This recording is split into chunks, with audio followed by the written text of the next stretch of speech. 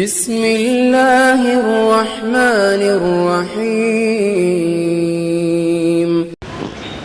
نحمده ونصلی علی رسولہ الکریم اما بعد فاعوذ باللہ من الشیطان الرجیم بسم اللہ الرحمن الرحیم۔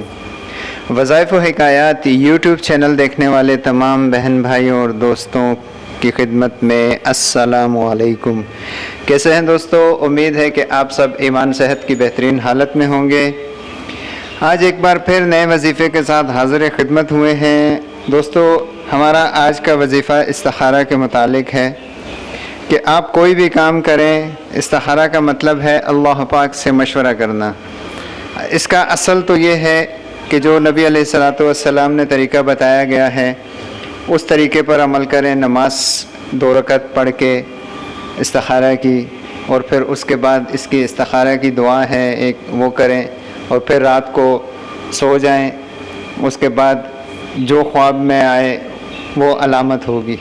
لیکن بعض اوقات ایسا ہوتا ہے کہ ایمرجنسی میں استخارہ کرنا ہوتا ہے، تو اس کے لیے ہم کیا کریں؟ جیسے دن میں کوئی واقعہ پیش آ گیا، کوئی ضرورت پیش آ گئی، اس کے لیے ہم نے استخارہ کرنا ہے، تو وہ کس طریقے سے کریں؟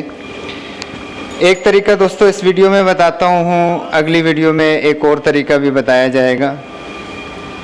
چلتے پھرتے استخارہ کرنا آپ کا اس طریقہ کار یہ ہوگا کہ آپ کو اگر کوئی ایسا کام پڑ گیا ہے، جیسے آپ جا رہے ہیں اور کوئی ایسا مسئلہ پیش ہو گیا کہ اس راستے سے جاؤں یا اس راستے سے جاؤں، یا یہ کام کرنے جاؤں یا نہ جاؤں، تو اس کے لیے چلتے پھرتے استخارہ اس طریقے سے کریں کہ اول 3 بار درود شریف پڑھیں، اور پھر بلا تعداد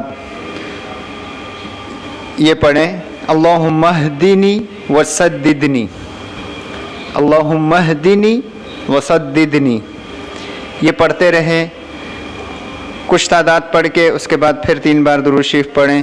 انشاءاللہ جو بہتر ہوگا اللہ پاک آپ کے دل کو اسی طرف مائل کر دیں گے، اور یہی چلتے پھرتے کا استخارہ ہے۔ تو دوستو، یہ تھا ہمارا آج کا وظیفہ۔ ملتے ہیں اگلی کسی ویڈیو میں نئے وظیفے کے ساتھ، تب تک کے لیے ہمیں اجازت دیجیے۔ اللہ حافظ۔